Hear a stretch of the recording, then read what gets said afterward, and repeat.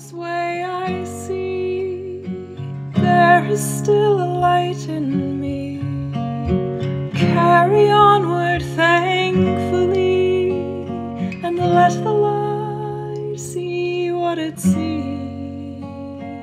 Yeah, I think the exploration of gender, and then also what we understand as forces, that we've often used these words, the masculine force and the feminine force that live in both of us. In a way, it's the yin and yang. It lives in every human being, and so spiritually we would not call it male or female at all. But what I've noticed is that I've spent hours and hours in workshop with people, and they always hear masculine and feminine as man and woman. And so there is this question for me, is if you're in a female body, does the bodily vehicle itself allow you to access more feminine wisdom? And if you're in a male body, does the bodily vehicle allow yourself to access more masculine wisdom? Now, my experience over all of these 26 years of teaching and working with this would be that it can be more likely, but it's definitely not certain, because it depends actually on this vehicle configuration as well, and whether there are all sorts of other things that play into that, and biographical experiences. But there is this interesting thought that the eternal feminine, which Steiner has named devotion, and the eternal masculine, which Steiner has named the healthy sense of I, is conditioned slightly through the way of which we educate children. So we educate the girl child to put the other first, and we educate the boy child to kind of hold his own. And so the conditioned education may actually have an effect on that wisdom. But then there's this other thought, and I hope you're staying with me this, because this is one I really want to enter into, and I probably will enter into this when I go into the Christmas mysteries in November, because it's all there as a part of these mystery pictures, is that if you have been educated into the realm of devotion and a heart activity, then your awakening of your I means that you have to kind of awaken to the I consciousness through the path of thinking, because thinking allows you to develop an experience of the room of which you think in. And when you hold the room of which I think with full consciousness, you can get a perception of the I am in that space. And then the I, from this path of development, through the path of thinking, we awaken the I, and then the I descends in time into the centre of the heart. And that wisdom unites with love and is born, therefore, we bear the higher I into the world through our hearts. Now, if you have been educated to be heart-centred first, your path is to leave that centre, work towards the I, but you know from where you came, so you kind of find that way back to the heart more readily. Whereas if your path, your conditioning has centred you into this sense of self, you awaken your I as equally or readily, but sometimes it's harder to leave that place and go to that next step. And so I wonder if we're seeing that now in the one-sidedness that's come filtered into the wisdom in the anthroposophical world, that it's harder for people to leave that step of that awakened I that's awoken in thinking, and actually find their way towards the next step, to bear that higher I through the heart into the world.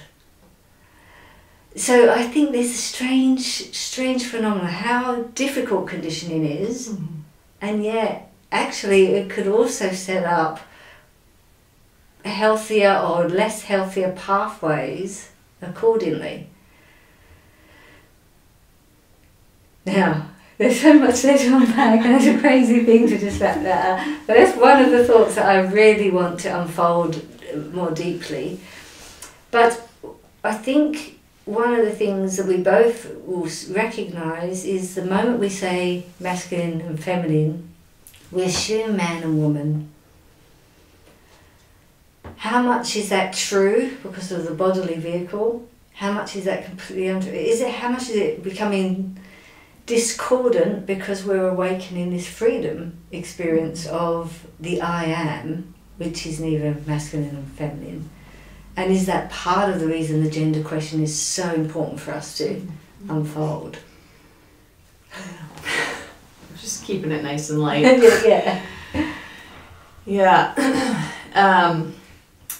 So I find it helpful to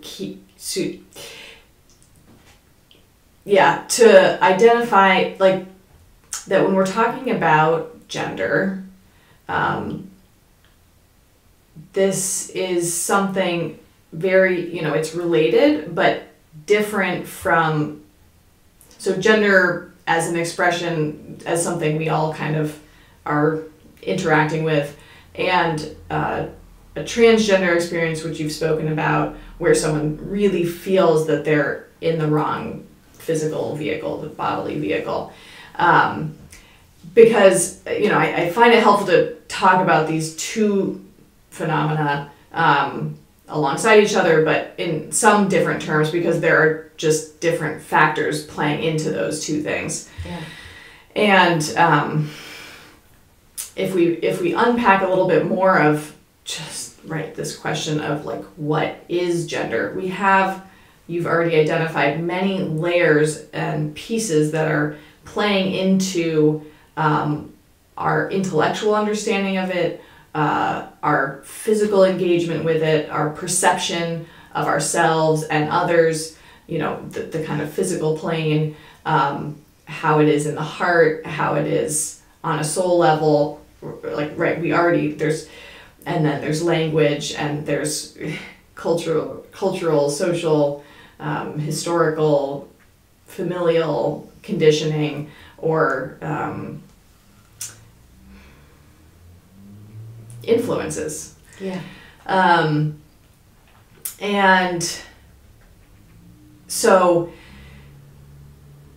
I had someone ask me recently, well, doesn't the sort of mainstream approach essentially say gender doesn't exist because it's socially constructed? And wouldn't an anthroposophical view say something more about how it is a soul-related phenomenon? And so I really got thinking about this a lot, and how this poses an either-or sort of situation, and maybe one is right and the other is wrong, or that they might be in conflict with one another. So I've been mulling this over a lot, and I don't think either of those statements is actually really correct. And I'm so interested in a bridge and a melding, a coming together of something that we're seeing just happen more and more frequently, at least, in where I am. I have people coming to me all the time, teachers and parents, asking questions about, children who are just showing up in these really different ways. And I do think as humans we have a tendency to want to ask why. And that's part of this whole story, and it should be part of the conversation. And it's not always the most important thing in the moment. We're all going through a big transformation, and why is interesting, and it may help us move towards a future that's really supportive and inclusive. And again, like trying to hold the whole picture. I'm also really interested in, but what are we doing on a day-to-day basis to support parents, to support schools, to support children, as we're all a little bit in a mesh of soupiness that isn't so clear. Yeah, what are all the factors and what's the why? I really find when we can bring it out of just the physical, at least the gender question, there's a lot of exciting and illuminating pieces that a spiritual view can bring to the conversation. And some may have a challenge still with this duality of a language like masculine or feminine. And I think a lot about these are terms that are at least familiar. You're absolutely right that it's still pretty common that you're trying to bring something that goes way beyond the physical, right? And speaks about qualities, characteristics, an energy of force, but people still bring it back down. You say feminine and people immediately like locate it in a female body, but like we're really trying to we're trying to raise it above that. Maybe there's a time when we actually are renaming those forces, but right now I think we still need to work with these words that are there, because they're at least somewhat understandable. And if I say, instead of a divine or an eternal masculine force and an eternal feminine force, if I just say a leaf force and a branch force or something, making something up on my own, I can't bring people along with me, because we're right now still just in the process of like raising those questions of the forces out of just two physical bodies.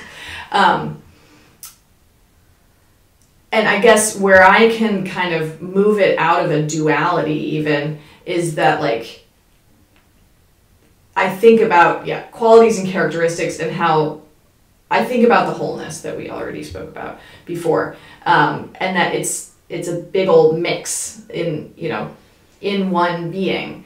And so whether you disagree with a dualistic view or, these terms still feel maybe too polar or something like that.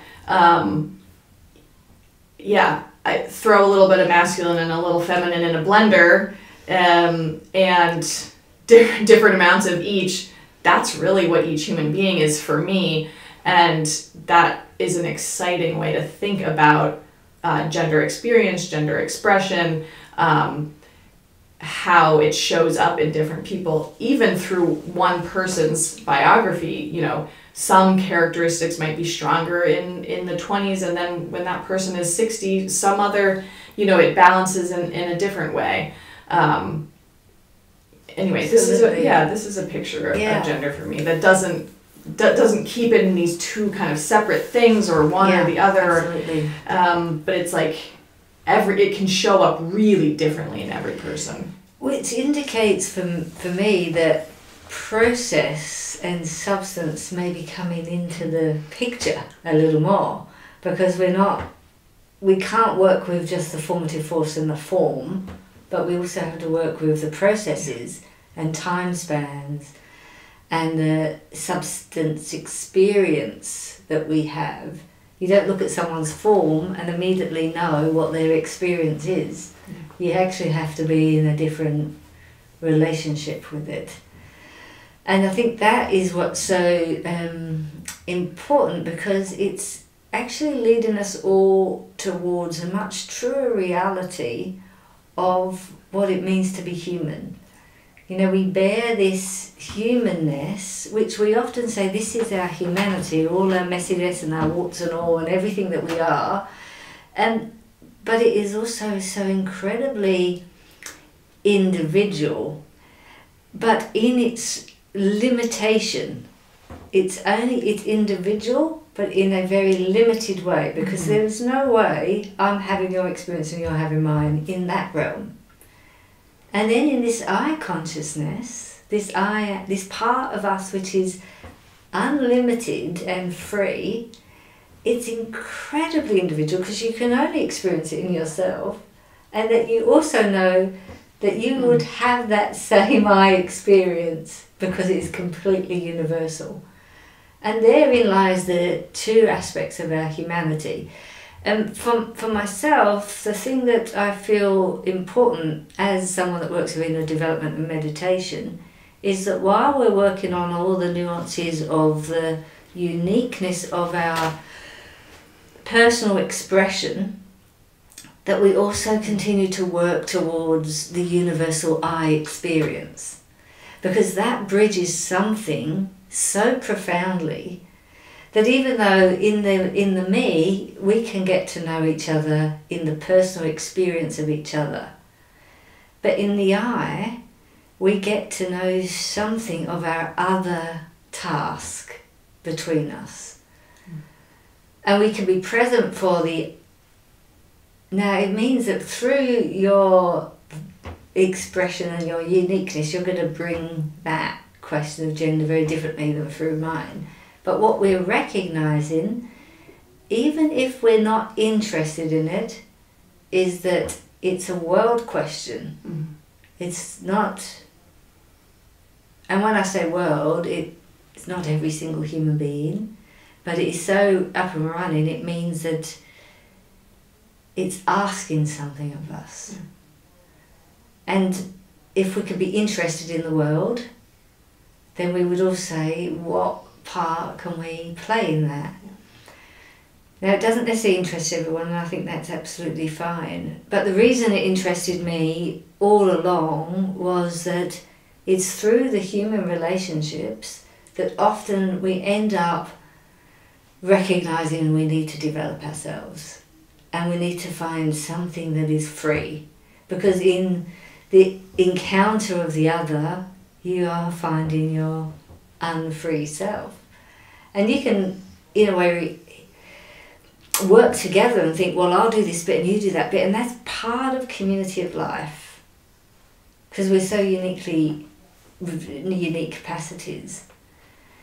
But I also feel that while we acknowledge all of that and build those relationships, if we can awaken individually to the liberated I, we will be able to do that with so much more potency and conviction of the purposefulness of life. Because as you mentioned, you know, we are here really for this love and compassion. And we, in a way, only truly love where we are free. We have all these other loves, the karmic love, which feels so bound, and I'm so in love, and I've got to be with you, but that's not real love. It's just karmic love. It's good. You're going to have to do it, probably. Not everyone. But then there's the familial love. You know, these are the other, this is just like my conditioning. I'll just keep doing those relationships. And then there's the desire love, and we know what that is. It's that love, and then you hate them, and then you... And that wasn't love either. We realised all of that's not love. But in that liberation, there is the possibility of experiencing this other love. And then if I can bear that, because of that awakened I, into my heart and into the world, then we have this power of love, what the transformative power of love does. So for me, as much as I am really interested in this deepening of the intimate understanding of each other on the nuances of differences, I'm really interested in also awakening the universal experience that becomes the transformative process. that from my understanding, is a necessity, otherwise materialism will collapse us into something so limited that we won't be able to find that freedom. Yeah. Yeah, I have a question for you about that. I think it's such a... I know the importance of that path, you know, and that holding the possibility, right, for each person to really, as they say, do their work towards that place out of which we really are meeting each other, right, so freely. It's amazing to know that, yeah, that there is that possibility. And I'm thinking about the real barriers of our world right now that do stand in that way, and that, like, I mean, what does it mean and what does it really take for people to want to do their work, you know, and even know that they need to? Yeah. Well, unfortunately or fortunately, it often is that suffering will lead us there if we don't go joyfully to the dance. And at the same time, there is a point in the inner development where, you know, you're so grateful to have got to that place where the life is becoming so much richer. And that when you meet someone, you're meeting so much more than who they are outwardly, even more than they're able to express in that moment. And you know that all of that inner work has allowed you not just to experience your wholeness, but to experience the other's wholeness.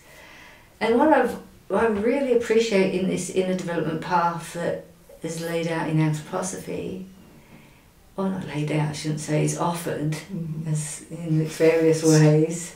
Still, like, a lot to figure out. Is what I appreciate in it. It is self-development for world development. That I develop myself not so I can, you know, be above it all, but actually I get to see much more of who you are, much more of who the world is, the nature is. And in it, you begin to love even the part that the other themselves perhaps hasn't even seen yet. And so if you can really be there with that, you can ask that other, what in the light of love wants to come into the world through you. And I think that that's really what our young people need of us. Rather than, well, actually you're not fitting quite in the world that we've got, or, you know, you need to learn this, you need to learn that. But if we just could love what you're trying to bring, we know it would help you bring it. Yeah, it's a nice gesture. Yeah. And you're on the forefront of the old systems. Yeah. I'm thinking about you brought this in our panel, just you shared really clearly about actually in the Waldorf curriculum, this sort of, what's the right word? But anyway, a gesture for the teachers to bring that is so universal to all the children in the class. This really stuck with me because it's kind of one of these possible pieces that can help us help the future, help these, you know, young people and all of these beings coming to the earth and kind of wanting to, or needing to break out of some of these restrictive boxes, but that until, yeah, you were saying 14 or 15, like later middle school, that there's really the call and the need to not differentiate the way you speak to the children, or treat them, or kind of focus on one type of behavior that seems to come from right, the children that are in male bodies, or focusing heavily on behavior in children in female bodies. Like, the more a teacher would do that, we're doing what we're speaking about, which is like the conditioning piece, right? And the I don't know, these learned behaviors. Many of us may have been treated in those ways as children, and then we're kind of reenacting that, which imprints like further the things that make it harder to flow in what gender really is. And well, anyway, that's one kind of gift and approach of like, it's actually so important with children, especially. I mean, what would that look like if it was in all schools, right? And it does not mean treat everyone the same, right? Like, each individual child, of course, needs a certain kind of attention, but that you don't treat a group of children, in their female bodies, and a group of children in their male bodies in these like kind of weirdly generic ways that are different. I mean, this is a step of exciting, future possibility to like, to honor, right, that mix of what each person is. Well, I mean, Stoner himself gave this quite radically there. He said, in our schools, we're all given the same classes, we're all taught together, and we must, not stuff them with ideas of who we think they should be. Mm-hmm. I mean, that's pretty intense to say from someone with such wisdom. Don't stuff them with ideas of who we think they should be. And that, unfortunately, is a little difficult, because it requires, as Rivestone predicted this, that our age would require for us to really meet the needs of the time that we do our inner development.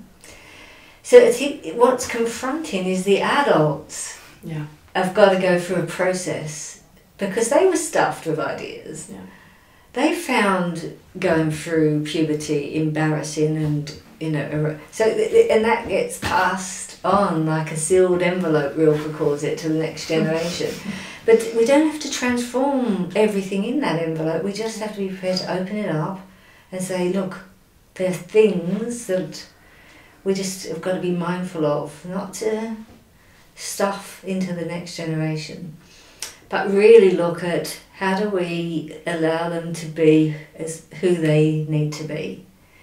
Because really, this next generation, if we truly understand the momentum of eons and time spans, they're coming because they have something to bring. They have a new facet for the world. And I think as this movement across the threshold is happening for the whole of humanity, we'll have to get used to being in relationship to the unborn and to the dead. And that there's actually 3 communities that are working very dynamically, human communities on Earth. Mm-hmm. Those that are coming, those that have been here, and those that are here right now. And then, of course, that leads us to the community of the spiritual world that are also working with us in this extraordinary journey. And we are working towards healing, and healing really is a wholeness. And through that, we are working this mission of Earth, the mission of love. Walking home this way I see there is still a light in me. Carry onward thankfully, and let what it seems.